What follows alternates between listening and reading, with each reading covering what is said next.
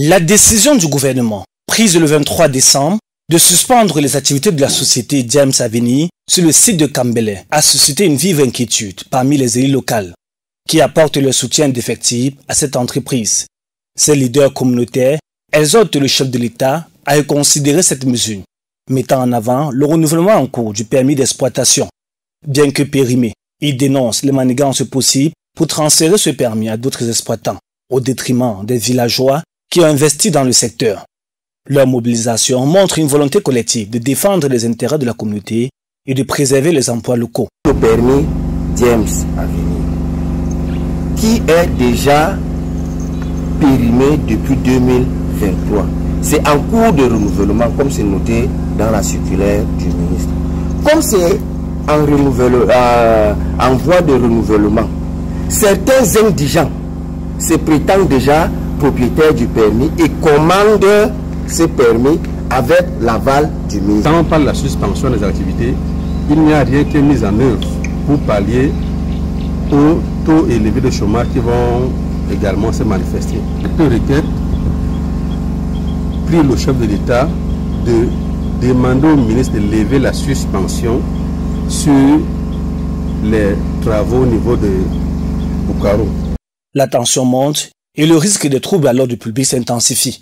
Les autorités, bien conscientes de cette situation volatile, commencent à redouter une hausse du grand banditisme.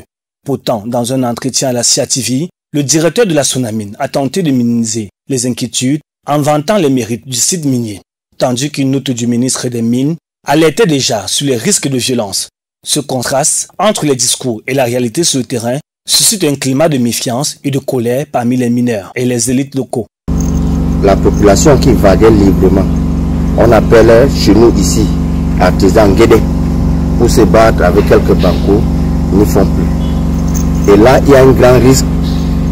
Premièrement, le chômage, les agressions, le grand banditisme. À une époque, quand ça s'est d'abord passé toujours avec le même ministre par intérim, il y avait eu des dégâts énormes. Le directeur des mines a parlé qu'il est déjà à plus de 625 kg d'or prélevés à Cambele d'une valeur de 25 milliards. Vous voyez, c'est bon. Mais la note du ministre dit maintenant qu'il y a, je ne sais pas quel terme, trouble à l'ordre public. Quel trouble à l'ordre public? Est-ce qu'il est au courant? Est-ce qu'il a eu des rapports, peut-être par les autorités locales, qui ont informé qu'il y a trouble à l'ordre public? À ma connaissance, je n'en sais rien. À l'heure où le secteur minier devrait être un moteur de développement, il se transforme en source de conflits et de désespoir.